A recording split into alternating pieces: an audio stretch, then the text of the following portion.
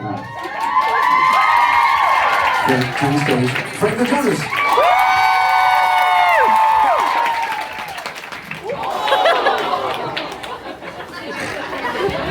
We got it. That was a really slippery stool. It's slippery. Should have warned you about that. Yeah, I didn't know. Hi, Toronto. How are we doing, guys? We feeling good? I mean, give it up for the coolest guy I know, Nick Jonas. Everybody. Also, Joe Jonas in the building. Also, really cool guys. Also, another really cool guys in New Jersey named Kevin. He's on his way. He's on his way. Okay. He has a show tonight. International Airways. He went back for the day off to be with his family, which is lovely. So that's his excuse for not being here. Yes, it's true. Nick, thank you so much for asking me to do this, man. Thanks for doing it. I am so happy to do this. I'm in love with this record, and I think it's so special, and I think it's so cool. And yeah, I was really honored that you asked me to do this. You said yes, thank you. Yeah, anytime. I want to start with an anecdote, because I think that, like, for me, there's a unique thing that happens in our family that doesn't really happen, I mean, as far as I'm aware, in most other families, where we show up to a family event and somebody's talking about an album that mysteriously popped into existence. Yes. And I wanted to ask, like, so for you, obviously you're doing a lot of writing camps, and you're doing a lot of writing, producing, and working on a lot of different things. How did this particular record come about? So this record started, the process of making it started 33 years ago. And it's been, I think, sort of, work in progress my entire life. In some ways it was made in sort of a 2.5 year span, but in other ways it was a lifetime of experiences that contributed to what this became. But as far as the actual recording and writing process, I first worked on a song called Hope with Paris Carney and Ryan Daly out in LA. And it was very clear what the message was about needing hope and wanting to sort of pull yourself out of a moment of self-doubt and even questioning, who you are. And using my sort of musical roots from our upbringing in church as a real background to the sound, real kind of central piece to the sound. Something that I had touched on with the Jealous gospel version, but hadn't been able to really sort of go there with. And I came out of that session with that song and was just so excited, but then it took months before I could get back in and start working again. I went and did the last 5 years, which I think was a great experience in a lot of ways, but also super challenging and physically, emotionally, mentally.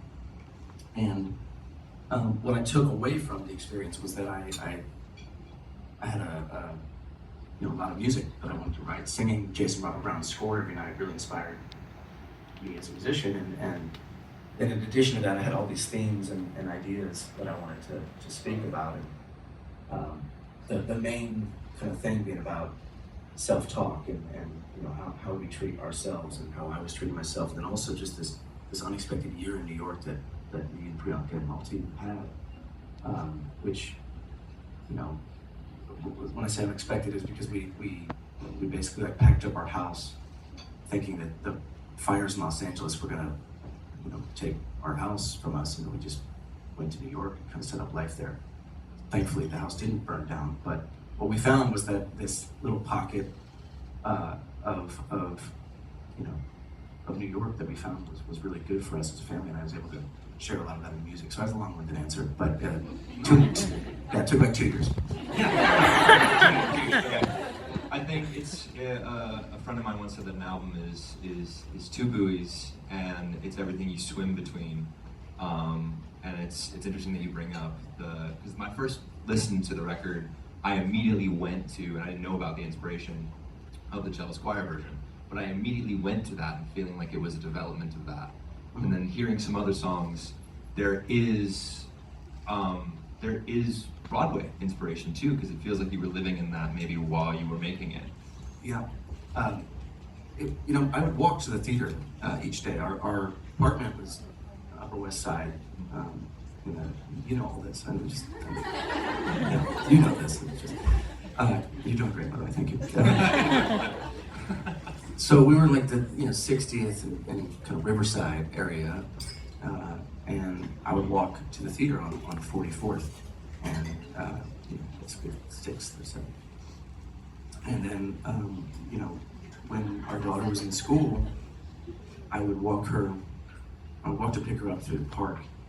And New York just is a really sort of inherently romantic and scenic city, obviously, and so I tried to find a way to the best I could put that in the music, to give you that feeling like you were walking through the park as the leaves were turning, or as spring was just starting to become summer. Just all those feelings that you can't really articulate, but with words, but through music you can say a lot more. And so what we did was we set up a writing camp in New York between like a 6-day break in the tour. And for those that don't know, writing camps basically get a bunch of writers together, writers, producers, and you write as many songs as you can in a 4 or 5 day period. Backing it up a little further, about a month before that camp happened, I was scrolling and I came across a video of JP Sachs, who's here today. So that really hit me, and I think his transparency was just beautiful, and I've known of each other for a while and had a lot of mutual friends and stuff, but we had never connected. And so I hit him up, and he came out to perform with us at the Rogers show here, which is amazing. And we just really connected, and I said, would you come out to this writing camp we're doing in a couple weeks? He said yes. And, one of the first songs we wrote, I think really kind of set the template for what this week was going to become. It's a song called Princesses, which we'll play at the end here. We did like 6 other songs that made this album and became a really important piece of the puzzle.